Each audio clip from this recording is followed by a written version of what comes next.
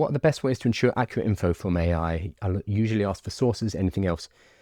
So this used to be Perplexity AI's big selling point, and it isn't really anymore. Perplexity is still a good tool, but a couple of years ago, not even that long ago, a year ago maybe, ChatGPT would just come out with nonsense, and it would be very confidently wrong, and it would sound feasible. So a lot of people got into trouble because they were just basically copy and pasting what ChatGPT said, and it would just make things up.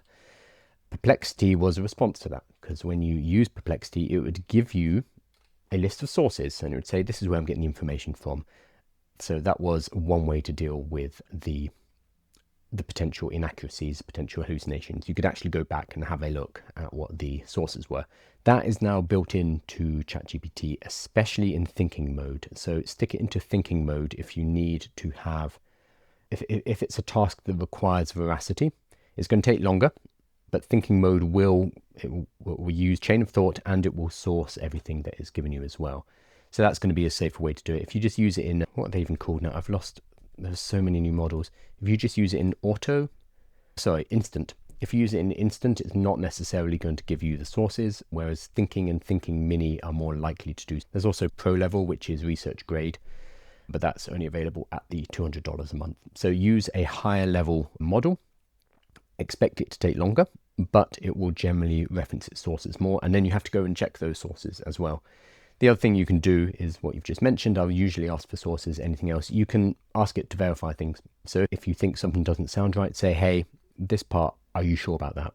And make sure it goes back. This generally comes from checking the sources. So you go and have a look at the source and be like, okay, that doesn't really match up with what it's saying me.